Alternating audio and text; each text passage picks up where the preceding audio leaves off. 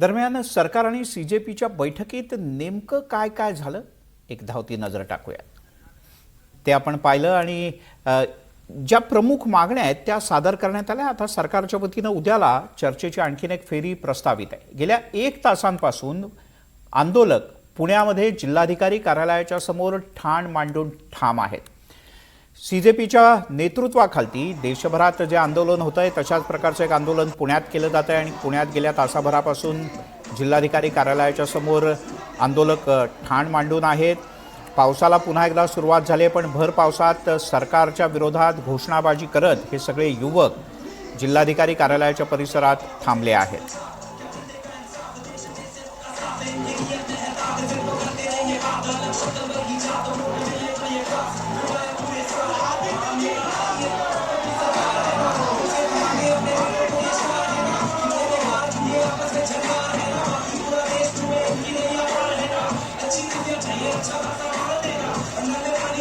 आपण ही लाईव्ह दृश्य पाहतो आहोत।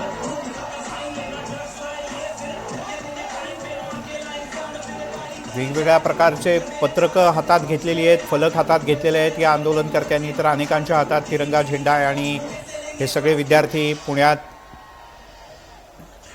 ठाण मांडून आहेत जिल्हाधिकारी कार्यालयाच्या परिसरात।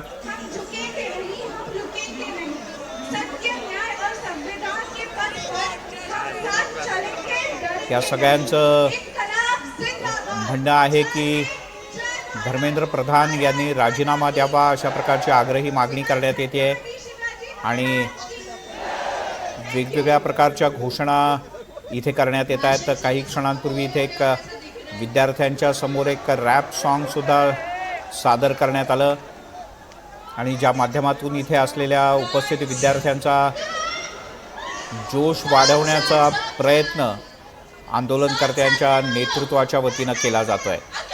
त्यामुळे दिल्लीतल्या आंदोलनाची ढग आता वेगवेगळ्या पद्धतीनं वेगवेगळ्या प्रकारानं देशात महाराष्ट्राच्या वेगवेगळ्या जिल्ह्यांमध्ये पोहोचताना आपल्याला दिसते आहे। या मोर्चात आपण नीट पाहिलं तर विद्यार्थीच आहेत आणि विद्यार्थ्यांच्या बरोबर त्यांचे पालक सुद्धा या मोर्चात सहभागी झाल्याचं आपल्याला पाहायला मिळत आहे। यानंतर शेवटचे 3